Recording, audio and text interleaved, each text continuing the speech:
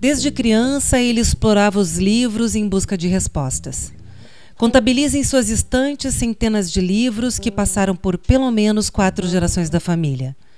Não eram as dúvidas que norteavam seus desejos, mas a vontade genuína de preservar a história. E essa inquietação toda encontrou guarida no peito e na mente do historiador quando ele percebeu que a tradição gaúcha era repassada aos descendentes muito através da oralidade e que era necessário o registro para que com o tempo essas memórias culturais não se perdessem.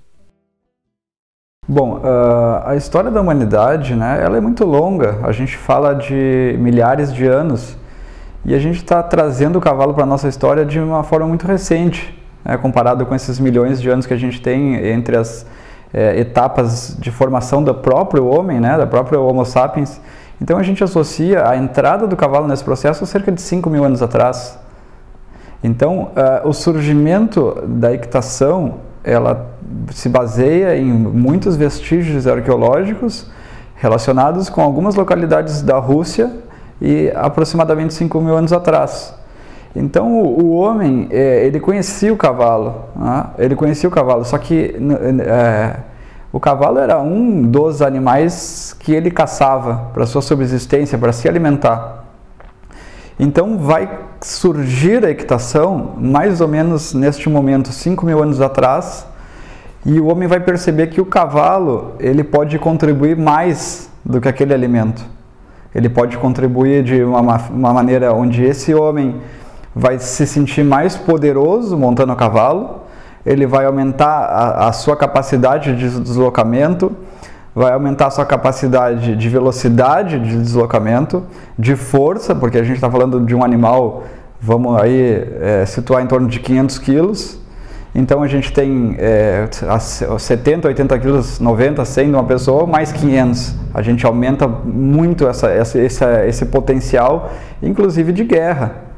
Então a equitação, ela vai separar muitas civilizações entre povos que tomaram o cavalo como equitação e povos que se mantiveram alheios ao cavalo. Será na história uma divisão de povos. A gente sabe que, pensando nas nossas grandes etnias indígenas ou nas grandes nações, a gente tem os astecas lá no México, os maias na América Central, aqui na América do Sul, os incas. E mesmo essas grandes civilizações muito desenvolvidas, elas não conseguiram estabelecer uma escrita como a gente conhece hoje, né? Então a gente se baseia, a nossa história pré-colombiana, ela é muito baseada em arqueologia, né? Embora existam desenhos, existam pinturas rupestres, uma série de símbolos de produção em metais, enfim, uma série de algo que a gente pode imaginar como uma comunicação. Mas a gente não tem uma história, né? Uma história escrita como a gente usa hoje, folhear um livro e ler de algo de milhares de anos atrás. Mas o que se sabe, né? Usando de fontes escritas, de que quando esses conquistadores, a gente vai aí girar pelo 1500, um pouco antes, um pouco depois, vamos deixar pelo 1500. A gente sabe da surpresa, do pânico, muitas vezes, do medo que foi essa imagem do conquistador a cavalo. A gente está visualizando uma cena onde se subentende-se, e eu falo subentende-se porque a gente está usando de fontes escritas pelos próprios espanhóis e portugueses, de que os indígenas de fato não conheciam o cavalo, de que imaginavam que o cavalo pastava um metal, porque tinha um freio na boca, de que homem e cavalo eram uma pessoa só, era um ser só. Então, nesse primeiro momento, e aí eu falo não só de América do Sul, mas de todas as nações indígenas que deixaram crônicas, inclusive na América do Norte, dessa surpresa, dessa estranheza, vamos dizer assim, em encontrar conquistadores e cavalos juntos. Então, o que é cavalo? É o animal que a gente conhece hoje e é o animal que estava lá há 500 anos atrás, quando chegaram os conquistadores? Ou aquele protótipo de cavalo de milhares de anos e que, porventura, se encontra um fóssil e diz, olha, encontramos um fóssil de equino, tinha cavalo na América. Não sei, né? Não sei. Existem muitos estudos que provam que não existia cavalo. E existem algumas teorias que sim. Então eu acho que aí está o erro. São encontrados sim fósseis de animais que foram parte dessa evolução do equino. Animais aí de 40 centímetros, 50 centímetros. Então considerar isso como um equino, a meu ver, é equivocado pensando em equitação. A gente acabou de falar que não tínhamos cavalo na América e a gente está falando de uma equitação gaúcha, né, que surgiu na América. Então, na medida em que um dos elementos principais da equitação, que é o cavalo, estava ausente, a gente tem tudo de fora. E, ao mesmo tempo, temos muito da nossa própria América. Quando os conquistadores chegam, né, eles chegam com aquela figura que a gente tem dos livros de história, de conquistadores, de militares, mas o que eles trazem é um pedaço do Ocidente. Eles vão trazer as ciências, e as mais variadas ciências, eles vão trazer a vestimenta, eles vão trazer as armaduras, eles vão trazer a própria equitação, eles vão trazer histórias, vão trazer tradição romana, tradição grega. Vem um pacote cultural muito grande. E a equitação é um desses pacotes. E mais, a gente associa a equitação que chega na América como algo militar, como uma conquista militar e que são soldados. Eles eram soldados, especialmente em Portugal, especialmente na Espanha. Mas a gente tem que entender que não era só de guerra que o mundo vivia. Embora seja um momento de muita guerra contra os nativos americanos, mas lá na Espanha, lá em Portugal, enquanto não tinha guerra, eles estavam nos campos, trabalhando. Então também tem uma tradição rural dentro dessa equitação que chega. É uma equitação de guerra, sim, é uma equitação militar, mas é uma tradição rural também de milhares de anos de experiências acumuladas. Então esse conquistador que chega, ele traz essa bagagem. Só que ele sai de um cenário na Europa, a gente está falando, como eu disse, nos 1500, a gente está lá no Renascimento, onde essas técnicas de equitação estão sendo refinadas a um nível artístico como nunca se teve na história, né? A gente está falando de um período de luxo em todas as, de um refinamento em todas as técnicas, inclusive a equitação. A gente sai de lá de palácios, de picadeiros, e a gente vai chegar aqui no Pampa onde não tem nada disso. Então, a gente traz essa influência que como eu digo, um pedaço do Ocidente. Só que essa história aqui na América ela não vai funcionar como ela vem. Ela vai ter que se adaptar.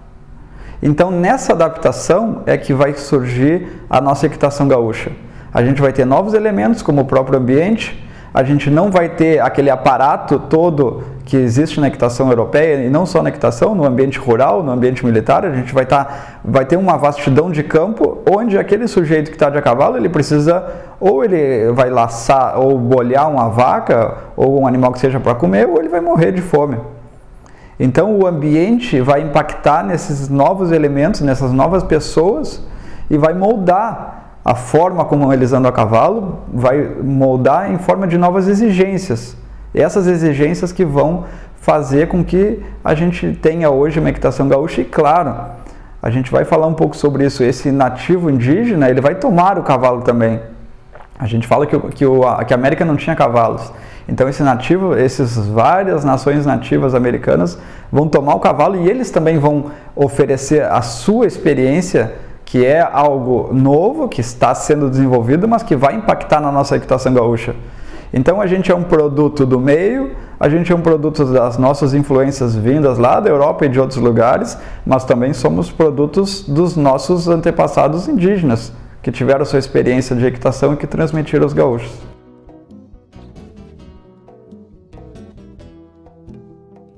Existe uma luta pela terra, existe uma luta entre eles mesmos, muitas vezes espanhóis com espanhóis, espanhóis com portugueses, portugueses com portugueses, com outros, com franceses, enfim, com outros povos que também buscavam aqui dominar esse território.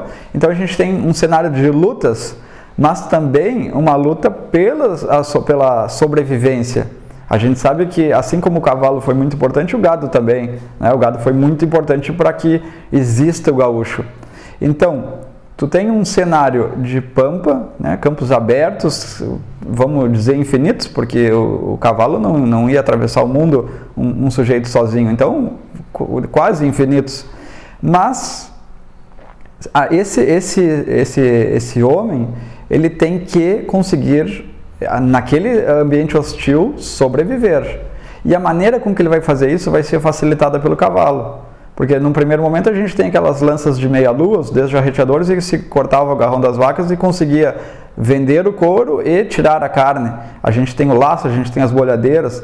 Então, com essas armas rústicas e com o cavalo, se conseguiu sobreviver nesse ambiente hostil.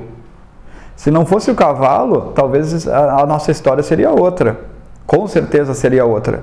E ao mesmo tempo em que, se o cavalo é peça-chave nessa sobrevivência, todos os elementos que vamos chamar de um pré-gaúcho, precisa estar no cavalo. Ele precisa levar com ele a cavalo, que é o facilitador da vida dele, é o meio que permite a sua sobrevivência. Então tudo que ele precisa está com ele. Seja uma garrucha, uma faca, o laço, a bolhadeira, o desjarreteador, os próprios arreios, que são camas, que são guarda-roupa, que são muitas coisas.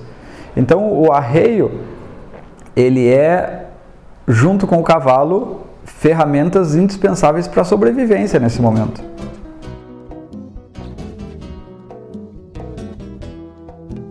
Quando se vem da Europa, já existia lá e em outros lugares a tradição do encilhar, a tradição do arreio, a tradição de ornamentar peças dos arreios. Então isso é algo que chega. E a gente fala de que o cavalo, ele é a ferramenta que facilita ou que torna possível a vida desses homens aqui no sul da América. Então, a gente junta as duas coisas, que é a tradição dos arreios, uma ancestral tradição dos arreios, com essa preponderância do cavalo, e todo o pensamento daquela pessoa. Se hoje a gente pensa em um carro, há 200 anos atrás ou 100 anos atrás, a gente pensava no cavalo. Então o teu pensamento era o teu cavalo, e especialmente falando em gaúcho, da sua tropilha, né? A gente nunca fala de um cavalo sozinho, a gente fala de uma tropilha. E o arreio, ele é tudo para o gaúcho. Ele é tudo, essa é a palavra, é tudo, assim como o cavalo é tudo, né? Se falando em tropilha, se falando em arreios. Então, a forma como o gaúcho ele gastava o seu dinheiro era basicamente na sua alimentação, e uma grande parte nos seus arreios, na sua pilcha, na rastra, nas moedas, no mate, e assim como nos arreios, nas esporas, no cabo de rebenque, tudo que faz parte do nosso cenário, do nosso arreio, ele foi em algum momento ornamentado de alguma forma. Seja em tecidos, seja em prata, massivamente. A gente sabe da importância da prata aqui na América, especialmente pela mina de Potosí, que nos despejou aqui quantidades enormes de prata. Então, a gente tem uma mina enorme de prata sendo explorada e sucessivamente essa prata sendo enviada para a Europa, mas a gente sabe também do contrabando enorme que teve pelo Rio da Prata. Então, regiões ao sul, onde hoje é Colônia de Sacramento, a região de Buenos Aires, toda essa bacia do Rio da Prata, ela serviu de contrabando. Então, se a gente tinha no cavalo e nos arreios a grande ferramenta, a grande chave dos nossos gaúchos, era ali que essa riqueza que ele podia conseguir era aplicada.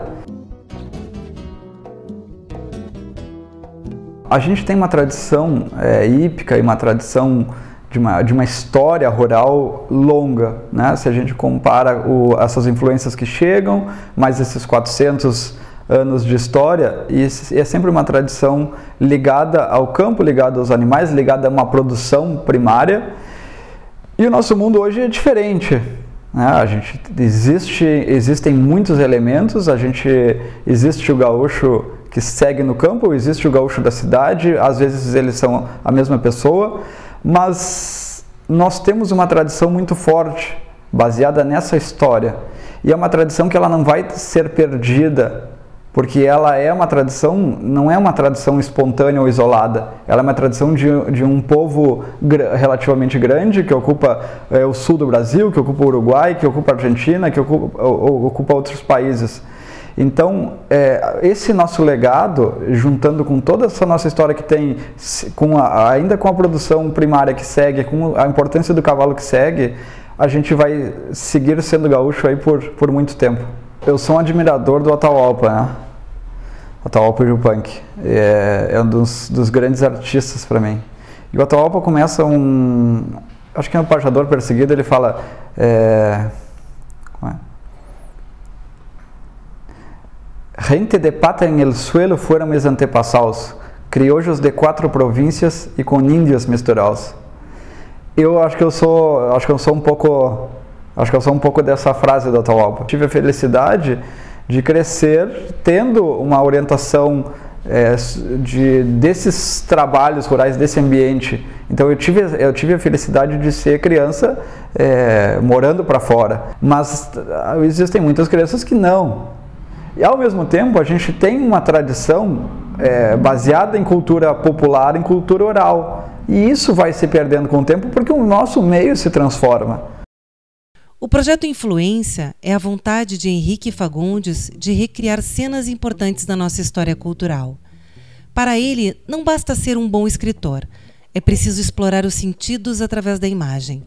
O olhar privilegiado do amigo Eduardo Rocha, através da fotografia, ilustrou os 15 anos de pesquisa de Henrique para compor a obra Influência, 250 páginas em tamanho 32 por 32, que parte do exato momento em que o homem monta pela primeira vez e finaliza com uma reflexão sobre como estamos evoluindo na equitação e nossas tradições.